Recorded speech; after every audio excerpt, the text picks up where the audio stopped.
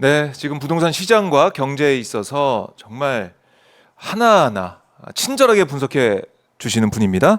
광순의 복덕방 이광수 대표 오셨습니다. 안녕하십니까? 안녕하세요. 네, 제가 월요일마다 뵙고 있는데요. 네. 제가 이제 주말마다 뉴스를 쭉 보면서 시장이 정말 계속 뜨거워지고 있구나 이런 생각을 하게 되는데 네. 지금 부동산 시장 상황 어떻게 좀 분석하고 계십니까? 현안이 좀 어떻습니까? 현장 모습이? 뭐 일단 저희가 서울 아파트 가격을 중심으로 해서 네. 가격이 상승하고 있고 거래가 증가하고 있는데요. 아. 거래량이 일단 말씀하신 게 되게 중요한데, 네.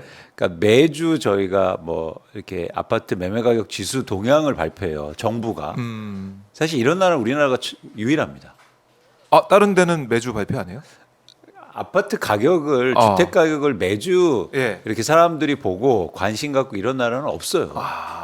그렇게 지표가 그러면서 산출되기도 힘들고. 예. 예. 그래서 어쨌든 많은 사람들이 관심을 갖고 그걸 오히려 막 정부의 산하 기관이 그걸 만들고 그런 것들을 보고 사람들이 불안하고 네. 예를 들어서 뭐 다른 판단을 하고 이럴 수 있으니까 사실 우리가 평균적으로 아파트를 한번 사면 이제 거주든 투자든 네. 평균적으로 7년 이상을 보유하고 있거든요.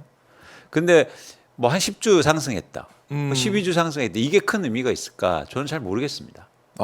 네. 잘 모르겠다. 네. 그럼 지금 정부에서 정부 이제 기관에서 내놓고 있는 네. 이런 부동산 가격 뭐 지표나 이런 것들 굳이 그럴 필요가 없다라고 보시는 거예요? 그렇죠. 네. 저는 어떤 운동을 하고 싶냐면 예. 한국부동산원에서 제발 주간지수 발표하지 마라.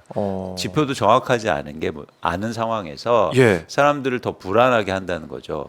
근데 어쨌든 지수로만 보면 지난주에 최대 수치를 기록했어요. 0.2% 상승해서 주간으로.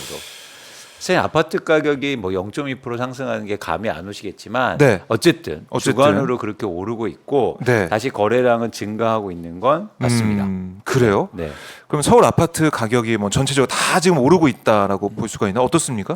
그렇지 편차가 좀 않습니다. 있나요? 지역 예. 편차가 좀 크고요. 예를 들어서 마영성이라고 부르는 지역, 뭐 마포나 용산이나 성동구 지역의 네. 상승폭이 좀 크고 노도강이라고 하는 지역, 뭐 노원구라든가 도봉구라든가 강북. 강북이라든가 이런 지역은 상승률이 굉장히 제한적인, 오히려 하락하는 그런 모습도 보이고 있고요. 그래서 일단 이 매매 가격 지수로만 보면 지역의 편차라든가 그리고 일부 지역의 상승세를 일단 보이고 있다. 그런 상황입니다.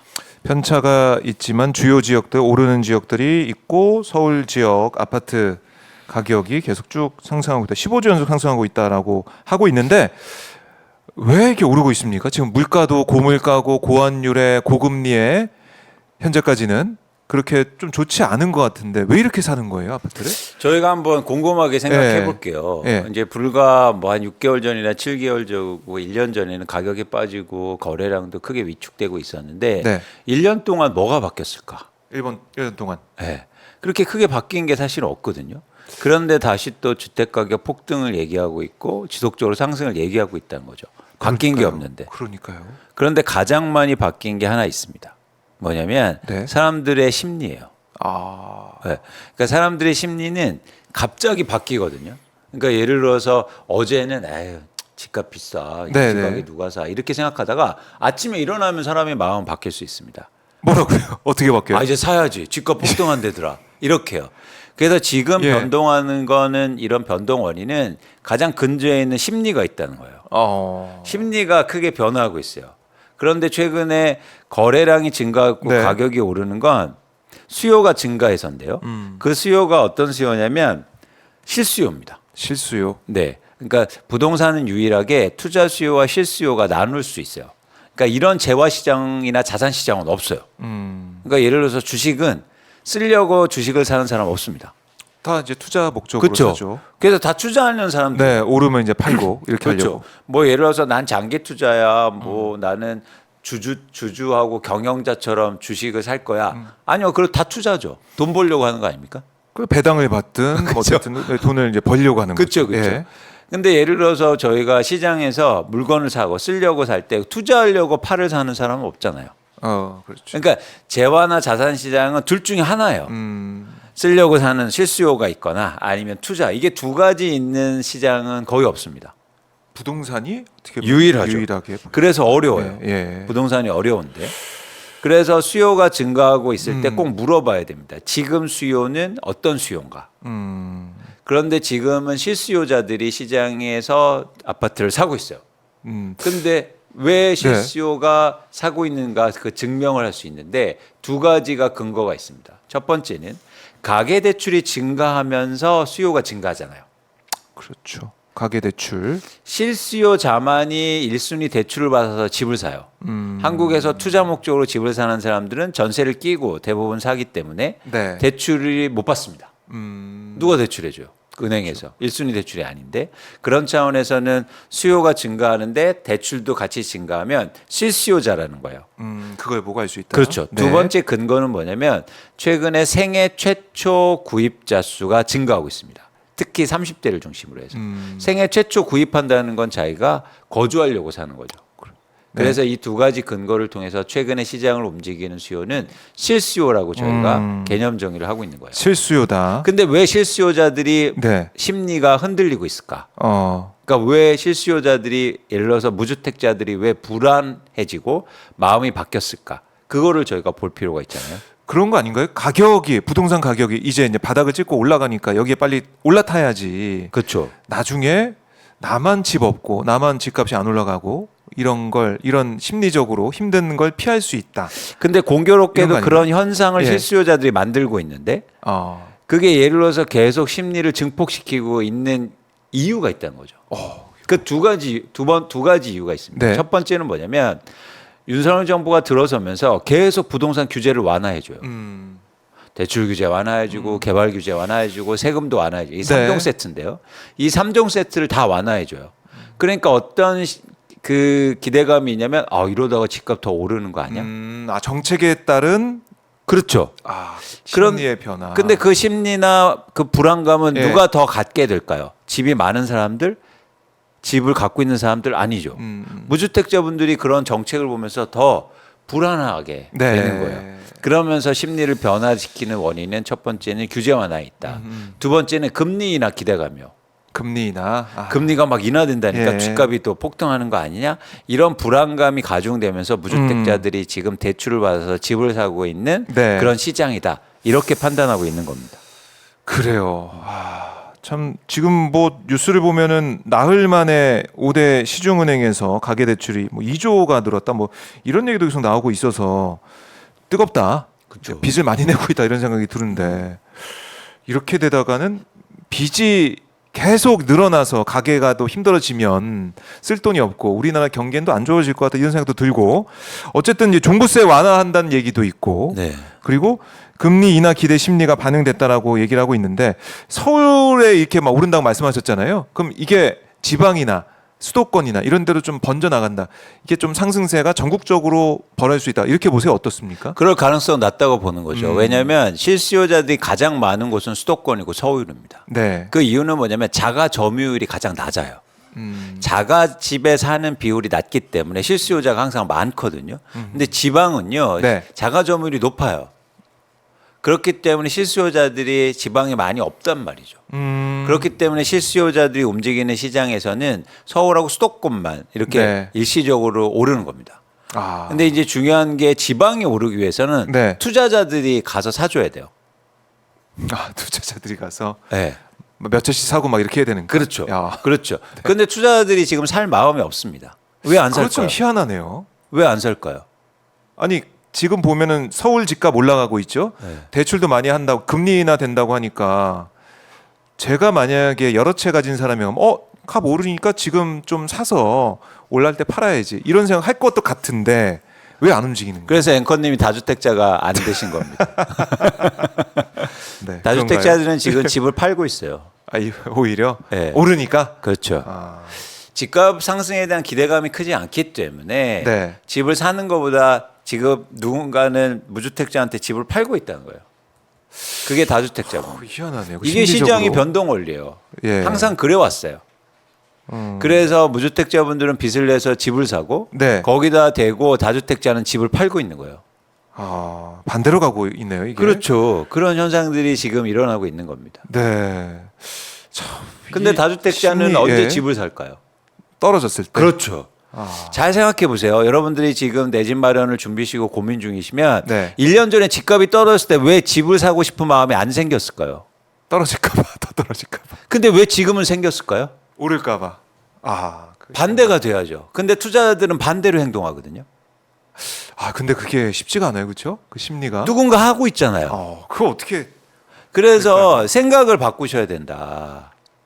근데 네. 지금 안 사면은 네. 이게 너무나 올라가서 나중에는 또 못 살 것 같다는 생각이 든다는 거죠. 그 심리는 또 아시잖아요, 그렇죠? 이해합니다. 예. 전적으로 그래서- 이해하는데 그걸 바꾸셔야 된다. 네. 어렵기 때문에 한번 해볼 만한 가치가 있는 거 아닙니까? 네. 근데 어쨌든 우리가 시장을 전망하는 입장에서는 네. 이제 지속 가능성을 계속 물어봐야 되잖아요. 지금 실수요자들이 빚을 일으켜서 집을 사고 있는데 이게 지속 가능하냐? 지속 가능하냐? 그러니까 대표님이 꾸준히 저희 방송에 오셔서 말씀해 주신 내용은 지속 가능하지 않다. 그렇죠. 그렇게 말씀하고 계시잖아요. 그렇죠? 언제까지 빚으로 내서 높은 가격의 가격을 계속 받쳐주기에는 한계가 있다.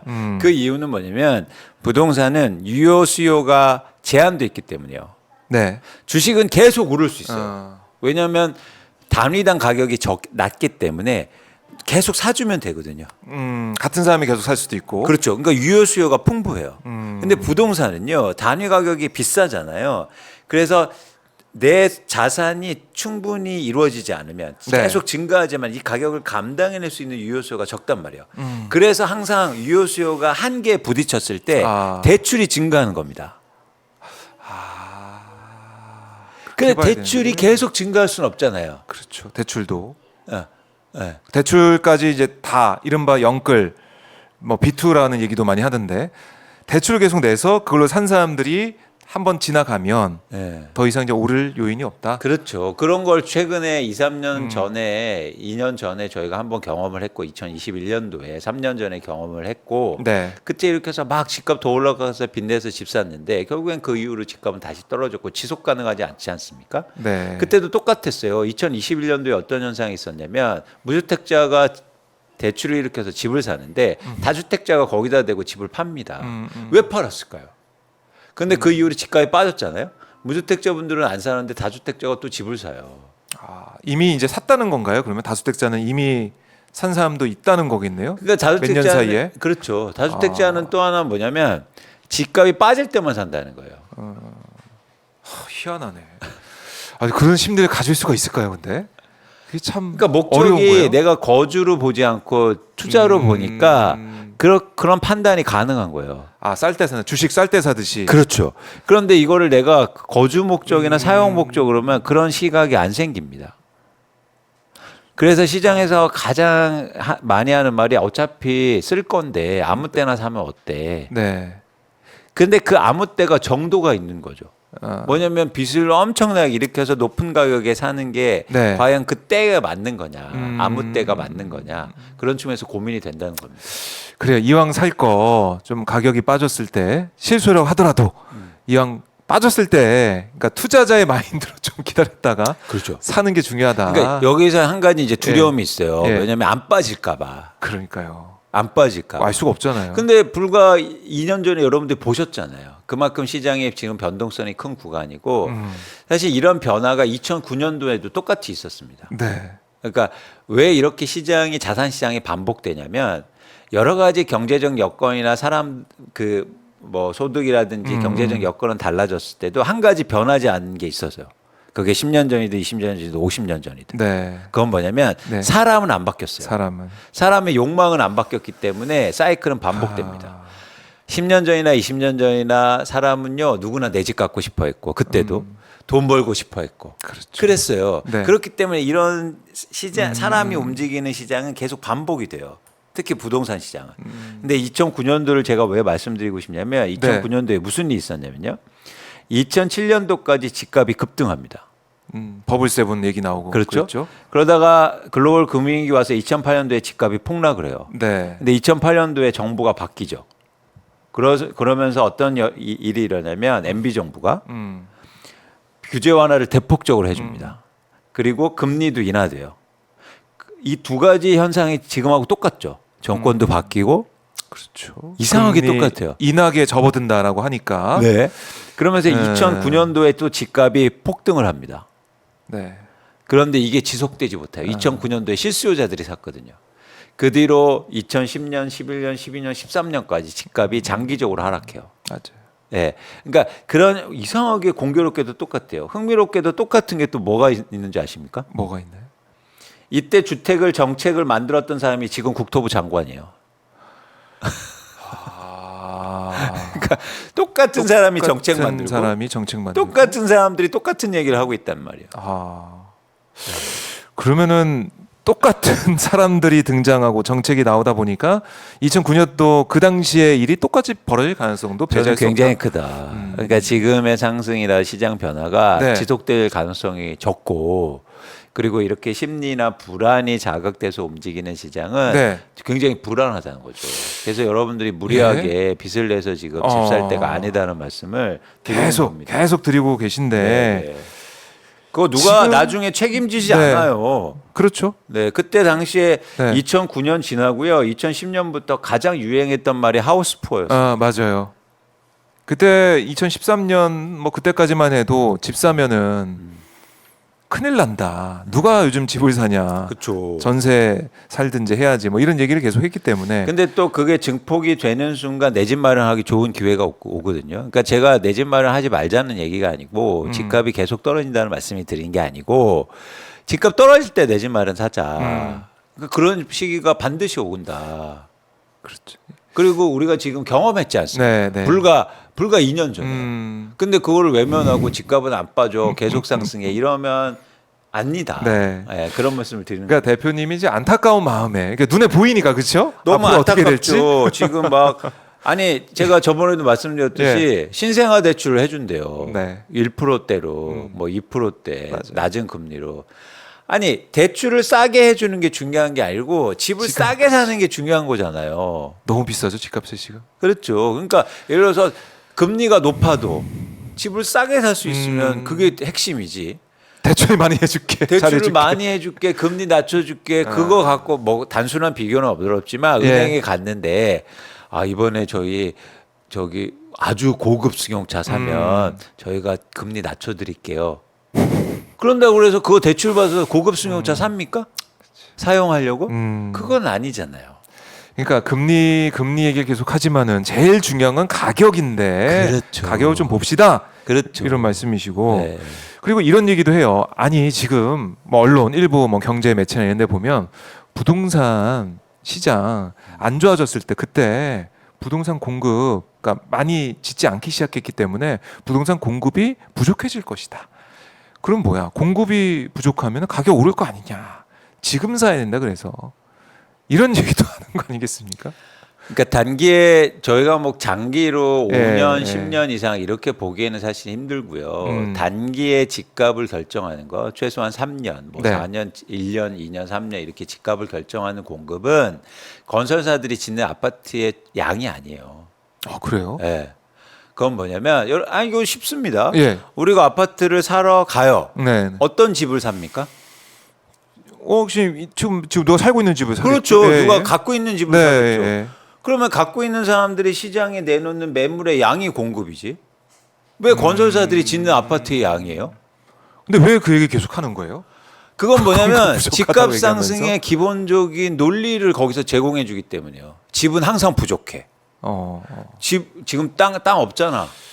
그렇죠. 못죠. 예. 그러니까 이게 토건이라든지 건설사 기본적으로 거기에 관련된 사람들이 계속 얘기하는 겁니다. 공급 집은 부족. 그러면 집이 풍족할 때는 있었습니까? IMF 때 집 많았어요? 근데 그런 얘기 하겠죠. 새 집이 부족하다. 사람들 새 집이 새 집은 언제나 부족하다고요. 예. 그러면 서브프라임 때는 뭐 새 집이 많았습니까? 근데 집값이 왜 빠져요? 2년 전에 새 집 많았나요? 아니요. 새 집 부족해요. 항상 부족한 항상 거다, 부족한 그거는. 건 예. 변동 원인이 될 수 없어요. 우리가 집을 사는 공급은 뭐다 그래서 누군가 네. 갖고 있는 아파트니까 누군가 갖고 있는 사람들이 시장에 매물을 네. 많이 내놓으면 공급이 증가하는 거고 그 사람들이 가격 오를 것 같아서 매물을 거둬들이면 네. 공급이 감소하는 거죠. 아하. 네. 그럼 지금은 집주인들이 좀 가지고 있으려고 하겠네요. 아니 호가를 높이는 거 계속. 그렇죠. 지금은 그런 상황이어서 시장이 변하는데 계속 네. 그렇게 할 수가 없다. 아. 근본적으로 지금 서울을 중심으로 해서 매도 물량은 네. 지속적으로 증가하는 상황입니다. 그러니까 지금 집을 갖고 있는 사람들은요 팔고 기회다. 싶어요. 기회다. 팔고 싶. 그리고 이때 빨리 지금 안 팔아야지. 그리고 팔았다가 아. 나중에 집값 떨어지면 사야겠지. 아 그렇구나. 근데 그 집을 누가 사줍니까 지금? 지금 실수요자들 대출해서. 네. 항상 이게 패턴이 반복돼요. 야, 아니 그러니까 이걸 우리 대표님 말씀 들으면은 네. 이해가 되고 네. 맞아. 옛날 상황 보면은 그렇지라고 생각은 되는데 막상 또 지금 시장 상황 보고 보도를 보면 지가 안 사면 큰일 날 것 같거든요. 감정과 심리가 그 반응하기 때문인데 네. 사실 언론이라든지 전문가들도 거기에 기대는 거죠. 본질을 얘기하는 게 아니고. 그러니까 지금 현상이 중요한 게 아니라 전망이 중요하지 않습니까? 그렇죠. 그런 차원에서는 잘 보시면 네. 여러분들이 보시는 기사나 정보들도 한번 보세요. 예를 들어서 과거에는 어떻게 얘기했고 그 똑같은 기자가 어떻게 또 얘기하고 있는지. 그러니까 그냥 현상만 설명해 주는 거거든요. 네. 그래서 현상이 지금이 오르니까 오를 거야. 아, 지금이 빠지니까 빠질 거야. 이렇게만 그렇네, 얘기해요. 그렇네요. 근데 그러지 않을 가능성이 굉장히 크잖아요. 이건 과거의 모든 사례를 자산 보면. 시장의 공통점입니다. 최근에 비트코인이 빠지고 있어요. 네. 빠지고 비트코인. 있는데. 예, 1억 가다가 1억 원 가다가 아니 8천만 뭐 원 2억 빠지고. 간다, 3억 간다 그랬었는데. 그렇죠. 오를 때는 예. 막 계속 오른다고 얘기해요. 아. 근데 또 빠지니까 계속 빠진다고 얘기해요. 그러면서 오르면 어떤 현상이 일어나면 오른 이유들이 수십 가지 나옵니다. 어디다가 나옵니까 그 원인들이? 항상 꺼냈어요. 꺼냈어. 여기 주머니처럼. 그러다가 또 설명해야 빠지잖아요. 되니까. 예. 설명해야 되니까 빠지는 이유들이 또 나와요. 가져가. 부동산도 똑같아요. 주식도 똑같습니다. 네. 그렇기 때문에 여러분들이 그거보다 이유를 찾기보다 본질에 충실하실 필요가 있어요. 본질은 어떤 거냐면 네. 모든 자산 가격은 지속 상승하지 않는다. 변화가 있다. 많이 오른 가격은 떨어지고 또 많이 떨어지면 다시 오르고. 이게 변하지 않는 사실이에요. 이거 하나. 네. 예. 그러면 여러분들이 변화에 대해서 고민하시고 지금 상황이 변할 수 있나? 지속 네. 가능한 거에 대해서 계속 질문을 던져야죠. 지금 올라서 계속 오를 거다. 지금 빠져서 계속 빠질 거다라는 네. 건 사실은 분석도 전망도 아닌 겁니다.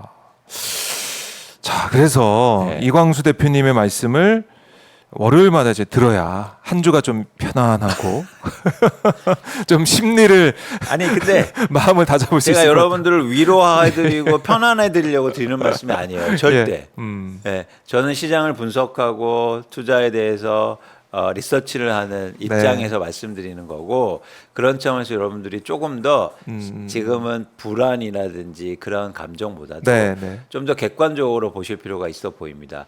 그 이번에 인사이드 2 보셨어요? 아직 투 못 봤어요. 이제. 그거 보시면 예. 이제 어린아이가 사춘기가 되는 과정이에요. 아, 그래요. 사춘기가 되면서 어린아이하고 다르게 새롭게 생기는 감정이 하나 있습니다. 뭐예요? 불안이요. 아, 불안. 예.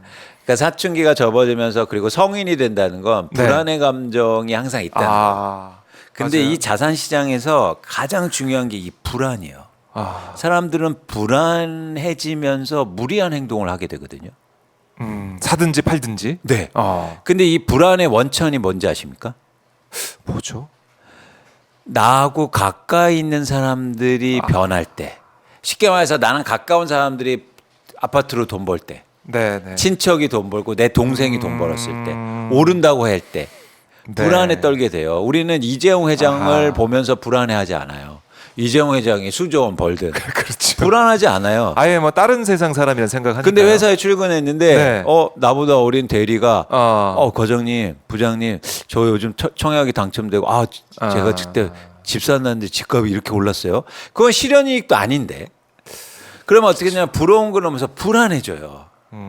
그런 불안이 이런 변화가 일시적인 변화를 가장 증폭시키는 거예요. 특히 무주택자분들이 더 불안해 떨 거잖아요. 그러니까 이 지금 기회 놓치면은 지금 또 다주택자리 불안하겠습니까? 아니죠. 이 불안이 지금 과잉되는 반응으로 지금 보여주고 있어요. 이런 상황이 조금 당분간 지속될 가능성이 있어 보이는데 네. 여러분들이 불안보다도 좀 시장을 조금 더 객관적으로 보시고 불안한 감정을 좀 줄여보셨으면 좋겠다는 말씀을 그렇네요. 드립니다. 자, 그 길에 박종원 핫스팟이 좀 도움이 중요하죠. 되면 좋겠습니다. 박종원 핫스팟에서 사실 정치 얘기를 많이 하시지만 네. 이제는 경제 얘기를 저희가 하기 시작했잖아요. 예. 그래서 여러분들이 실질적으로 또 경제가 도움이 드릴 수 있잖아요. 맞아요. 네, 그래서 그런 차원에서는 음, 핫스팟이 좀 더 유용한 그럼요. 앞으로 그래왔지만 더 유용하게. 실질적으로 네, 이광수 대표님도 월요일마다 계속 꼭 오셔야 되는 거고요. 네. 자, 이걸 좀 여쭙고 싶습니다. 그러니까 네. 금리 얘기를 뭐 여기저기서 많이 좀 하고 있잖아요. 하고 있는데 지금 보면 소비자 물가 상승률이 3개월 연속 2%대로 둔화가 됐다. 그래서 한국은행의 기준금리 인하론 이게 계속 나오고 있잖아요. 어떻습니까? 금리 인하할 여건이 좀 됐다고 보십니까, 대표님? 그러니까 한국의 지금 기준금리가 미국의 기준금리보다 네. 2%포인트가 낮아요. 그렇죠. 그러니까 뭐냐면 한국은 그만큼 인하폭이 적다는 얘기예요. 인하 여력이 그렇죠. 별로 그 없다. 지점이에요. 그러니까 뭐냐면 한국은행이 사실은 실책을 한 거죠. 아, 그래요? 그러니까 그만큼 한국은행이 움직일 수 있는 공간을 스스로 줄여왔으니까.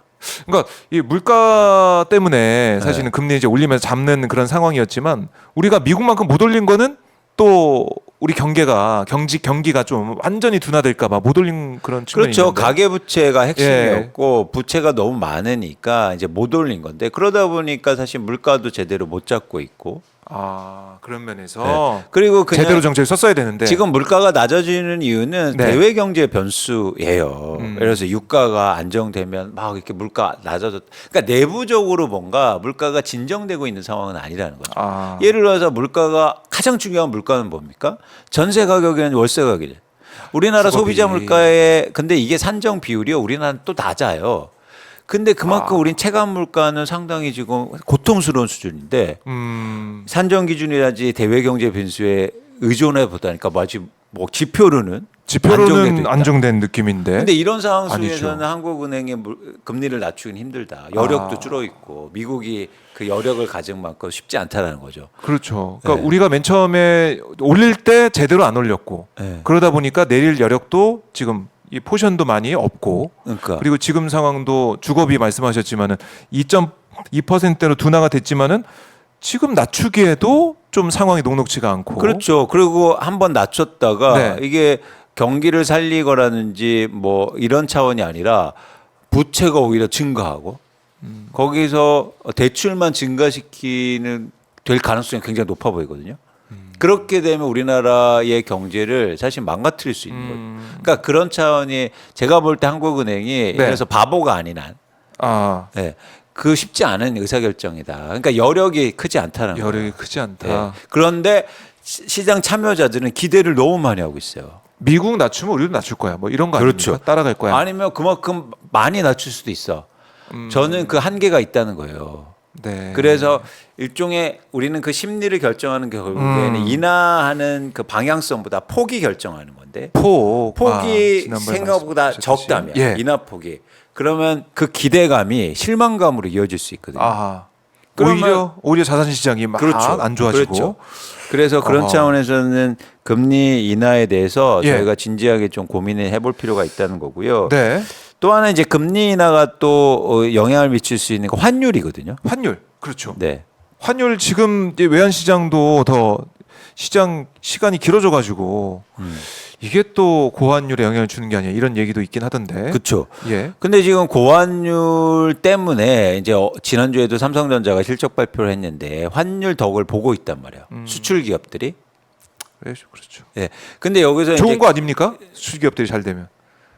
그런데 네. 이제 그 지점은 따로 한번 말씀드리고 예. 싶은데 예를 들어서 삼성전자가 돈을 벌어서 미국에 투자를 하고 있거든요. 아. 그러니까 수출 기업이 한국의 경제에 도움이 되기 위해서는 네. 그들이 수출해서 돈을 번 돈들을 통해서 한국에 투자를 해야 돼요. 그래야 의미가 있죠. 한국의 돈이 고용을 여기서 돌고. 증가시키고 예. 그게 바로 선수단 구조예요. 그동안 우리나라가 수출 중심주의 국가였는데 여와 함께 네. 경제가 성장한 원동력은 거기에 있단 말이에요. 수출해서 번 돈으로 국내에 공장 짓고 고용도 증가시키고. 네. 그런데 예를 들어서 삼성전자가 뭐 10조 원 벌어서 어. 미국에 지금 뭐 100억 달러, 200억 달러, 300억 달러 공장 짓고 있는데요. 이게 과연 우리나라 달라졌네요. 경제에 예. 좋을 수 있는 거냐. 이제 근원적으로 고민이 되는 거죠. 아하. 그렇다 보니까 지금 내수가 안 좋은 거예요. 이상하게 수출은 좋아지고 증가하고 있거든요. 네. 근데 왜 내수가 안 좋습니까? 최근에 신용카드 연체율이 2배 이상 증가하고 있어요. 아우. 그러니까 왜 이렇게 민생 경제나 서민 경제는 위축되고 있을까요? 수출 기업은 잘 나가고 있는데 예전에는 이게 연결이 돼 있었다고. 그렇죠. 아, 그 고리가 지금 끊어져 있다라고 볼 수 네. 있군요. 네. 야, 그러면 수출이 이게 잘 되고 이런 게 우리 경제에 옛날에 100의 영향을 줬다면 지금 뭐 50, 뭐 60 이 정도밖에 안 될 수 있다. 네. 그래서 되게 사면초가인 겁니다. 예를 들어서 지금은 그러니까 환율이 높아서 고환율이어서 네. 그건 뭐냐면 원화의 가치가 떨어졌다는 그렇죠. 거냐. 그러면 우리나라 수출 제품이 싸졌죠. 네. 그래서 돈은 수출이 잘 되고 돈은 벌고 있어요. 그런데 중요한 게 뭐냐면 여기에서 반대는 물가가 올랐잖아요. 네. 수입 물가가 비싸지니까. 아, 수입 물가가 비싸지니까. 그러니까 민생은 되게 힘든 거죠. 아하. 수출은 잘 되는데. 근데 이게 선순환이 안 되고. 그러니까 지금은 굉장히 어려운 상황이다. 사실은 본질을 뜯어보면 막 수출 잘 됐고 그래서 많은 분들이 박수치고 이제 우리의 삶도 좋아지겠구나. 네. 이런 기대가 현실화될 가능성이 점점 낮아지고 있다. 그게 이제 안타까운 측면입니다. 그렇네요. 수출 잘 된다. 뭐 삼성전자 뭐 실적 좋다. 반도체 사이클 시작됐다라고 하지만 네. 그게 우리 서민 경제 민생에 어느 정도 도움이 될까? 이번 봐야 되는 거고. 그렇죠. 그러면은 삼성전자 네. 주주들만 사실 좋은 거예요. 주가 올라서. 그러면 너 고용 안 되고 투자 안 되고 민생 어렵지? 그럼 정부가 할 수 있는 게 뭐냐면 그럼 삼성전자 주주라도 돼. 사실 이런 쪽으로 밀고 있잖아요. 네. 이게 어떻게 지속 가능성이 있는 겁니까? 밸류 프로그램 얘기하면서. 네. 그러니까 우리는 아. 고용 최저 임금도 못 올려주고 예. 투자도 우리가 어떻게 유치 못하니까 그냥 그 주식 사. 주식이라도 사. 빚내서 주식 사고 빚내서 부동산이라도 사. 이게 어디까지 되죠. 예. 언제까지 지속 가능성이 있냐는 거예요. 그렇죠. 그러니까 정부는 예.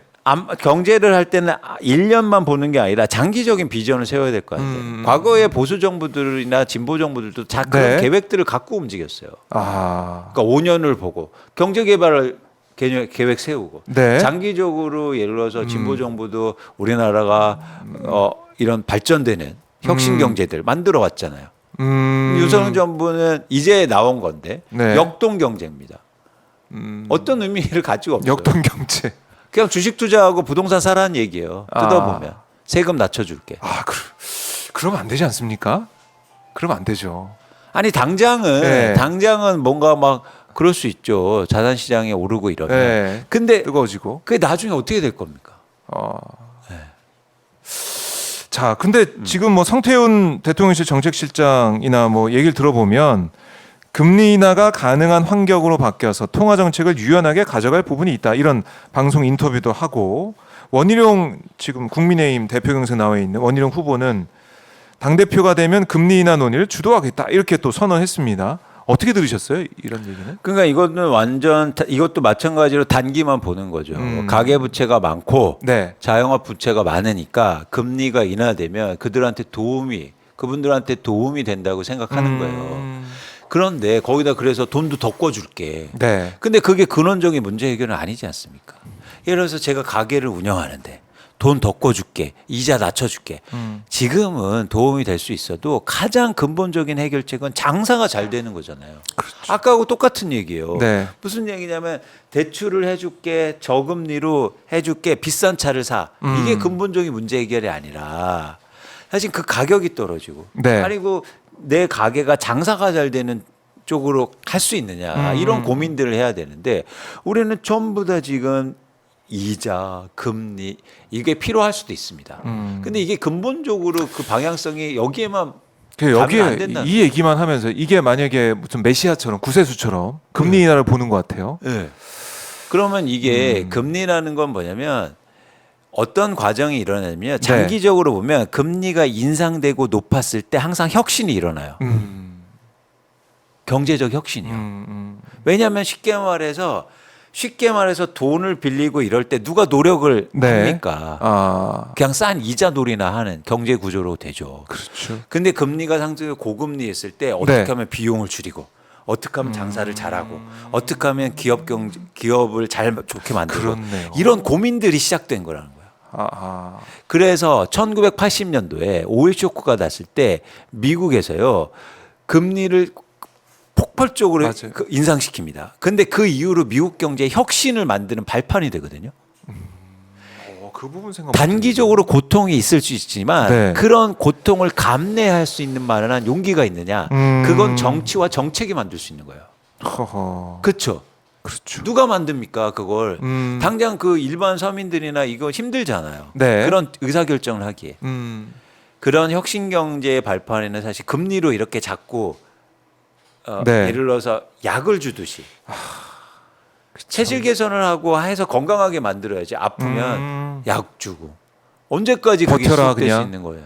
버티게만 해준다. 네, 그러면 건강을 되찾으시는 길은 따로 있는데. 그렇죠. 이- 아니 이렇게 엄청 가야 아프면 된다. 단기 필마가 필요하죠. 네, 예. 그런데 지금 우리나라가 네. 엄청 아픈 것도 있지만 좀 더 근본적으로 경제적으로는 이런 네. 장기적인 플랜이 필요하다는 겁니다. 그런 게 좀 안 보이고 있고 지금 정부의 정책이 사실은 계속 오락가락하고 있다 보니까 대출을 좀 또 특례 대출 해가지고 다 이제 약간씩 계속 이제 풀어주는 돈은 풀면서 은행에는 또 뭐 금리 인하 좀 하고 있는 그런 상황이지만 스트레스 DSR 얘기하다가 이건 또 연기를 또 하고 네. 그러다가 또 막 가계대출 증가한다니까 또 시중은행 불러갖고 네. 이거 금리 올려라. 올려라. 그리고 막 이게 이게 다시 총량 또. 규제해라. 뭐 그렇게 이런 또 얘기를 나오고. 하고 있고. 아니 시장을요 네. 시험 도구로 쓰고 있어요. 근데 이러면 안 되잖아요, 그렇죠? 정책이 일관성이 있어야죠. 그렇죠. 예. 중요한 게 말씀하신 게 핵심인데 뭐냐면 시장에서 정책은 신뢰를 주는 게 되게 중요합니다. 네. 그래서 어떤 정책이 나오면 시장은 반응을 하겠죠. 근데 이 반응에 따라서 정책이 왔다 갔다 하면 누가 정책을 믿겠어요. 그러면 아비규환하는 게 되는 거죠. 각자 생존이 되는 거예요. 네. 각자 도생. 각자 도생으로 가야 되는. 네. 근데 정책이 어떤 방향성을 갖고 일관성을 가지면 여기에 갖은 소음이라든지 이거를 감내할 만한 용기가 지금 윤석열 정부에는 없다. 갑자기 수출이 감소하면 막 부랴부랴 네. 나오고 갑자기 대출이 증가하면 부랴부랴 했다가 또 부동산 가격 빠지면 부랴부랴 막 부동산 올리려고 하고 이런 것들이 반복된다는 거죠. 네. 그러니까 이 가계 대출이 늘어나고 있다라는 건 심각성을 정부가 알고 있어서 시중은행 불러서 얘기하고 있다고 하지만 정책 방향이나 뭐 부동산 정책이나 아니면은 금리 상황 이런 건 보면은 또 대출을 조장하는 듯한 그런 느낌도 드는 것이고 그렇죠. 가계 부채를 좀 늘리는 쪽으로 가고 있는 거고 정잡을 수가 없다. 네. 그래서 이게 한국 경제나 서민 경제의 위험을 더 네. 가중시키고 있다는 겁니다. 예. 불안해요. 그래서 그렇습니다. 그래서 불안해요. 지금. 그래서 저는 정치는 제가 네. 잘 모르는 분야이기도 하지만 정치는 전 바꿀 수 있다고 봐요. 네. 그러면은 거기 혁신은 금방 일어나지만 경제는요 한번 나빠지면 쉽게 되돌릴 수가 없거든요. 그래서 안타까운 거죠. 예. 그러니까 이게 갑자기 바꿀 수 있는 게 아니어서 그래서 그런 차원에서는 경제가 이렇게 계속 어렵고 하는 게 누적되고 장기적으로 한국의 경제를 안 좋게 만들까봐 걱정이 되는 겁니다. 그러니까요. 이 우리 경제 기초 체력도 좀 많이 떨어졌다고 하는데 특히 부동산 PF 얘기 네. 이게 몇 달 전만 해도 계속해서 얘기 나오는데 요즘엔 또 언론에 잘 안 나오는 것 같더라고요. 네. 부동산 PF 문제가 다 해결된 겁니까? 어떻습니까? 쉬쉬하는 거죠. 쉬쉬하는 거예요. 네, 쉬쉬하는 거고 네. 최근에도 보면 스트레스 DSR을 규제를 강화하는 걸 2달 연장하면서 예. 거기에 근거가 나오지 않습니까? 뭐냐면 부동산 PF 연착륙. 그게 이제 흥미로운 지점인데요. 아직 착륙을 못 하고 있어요. 그러니까 부동산 PF가 결국에는 건설회사나 시행사나 금융회사들이 쉽게 말해서 물린 거예요. 땅을 비싸게 사서 물렸어요. 너무 비싸게 사서. 그래서 부채가 엄청 많습니다. 예. 이거를 부채를 줄이는 게 연착륙이잖아요. 네. 부채를 그러니까 줄여. 어떻게 줄입니까? 근데 부채를 줄여. 뭐 좀 또 비싸게 팔아야 됩니까? 그렇죠. 그렇죠. 그게 예. 핵심이죠. 그러니까 누군가 사줘야 되잖아요. 사줘야 되죠. 그럼 누가 사줄까요? 또 다른 기업이 사줄까요? 아니요. 개인이 사줘야 되는 거예요. 가게가. 그게 또 그렇게 또 연결되네요. 그래서 기업이 갖고 있는 부채를 예. 가게가 떠안으려는 거예요. 하. 대출 더 해줄게. 아, 그게 또 그렇게 연결이 되네요. 이게 도대체 이게 정부가 맞습니까? 아니 최소한 정치 포퓰리즘이라도 전 가졌으면 좋겠다. 왜냐하면 기업은 표가 없어요. 그렇죠. 가게하고 개인은 표가 있습니다. 그러면 가게하고 기업한테 가게하고 개인한테 잘해줘야 될 거 아니에요. 왜 기업만 잘해줘요? 그렇죠. 삼성전자가 투표권 있습니까? 그렇죠. 아니 그리고 돈 많은 사람들은 뭐 투표가 10표권 갖고 있어요? 아니잖아요. 그런데 이상하게 흘러간다. 아. 오히려 포퓰리즘이라도 해라. 뭐 상속세 깎아주고 뭐 기업의 법인세 깎아주고 혜택 뭐 주고 뭐 이런 얘기만 나오고 있는데 그게 아니다. 중요한 건 네. 부동산 PF 문제도 우리 국민들이 사는 길로 그렇죠. 어디로 가야 되니 그 생각해야 되는데 기업을 어떻게 살릴까? 그렇죠. 그렇게 하면 안 된다. 그러니까 기업도 그렇게 살리면 안 되는 겁니다. 네. 건전한 기업을 살리고 그리고 성장성이 있고 혁신을 만드는 기업들을 도와줘야죠. 네. 한국의 건설사나 시행사가 어떤 혁신을 만들겠어요. 네. 그렇죠. 그러니까 기업 대비해서 가장 생산성이 낮은 분야예요. 그래서 어떤 나라의 경제가 성장할수록 네. 건설 분야의 GDP 비중이 떨어지는 이유예요. 그러니까 미국에서 지금 누가 네. 건설 얘기하고 토목 네. 얘기하고 SOC 사업을 누가 얘기합니까? 그러니까요. 전부 다 AI와 혁신 경제를 얘기하는데 4차 혁명 얘기하는데 예. 우리나라는요 아직도 부동산 PF 살려야 아직도. 돼요. 건설 아니 그러면 우리나라 경제는요 네. 언제 저 먼지로 가냐는 거예요. 역량이 거기에 집중되고 있는데. 그래서 오늘, 예. 은행에서 대출을 해주는데 혁신기업의 네. 대출이 아니라 부동산 부동산 기업에 대출해 주는 그러면 거예요. 안 되지. 한정되는 돈이니. 네. 좀 답답한 얘기는 좀 해봤지만 그래도 네. 우리 대표님 말씀 듣고 얘기해 보니까 좀 그래도 좀 속이 좀 시원하다는 생각이 듭니다. 대표님 오늘도 고생 많으셨고요. 다음 주 월요일에 뵙겠습니다. 고맙습니다. 고맙습니다.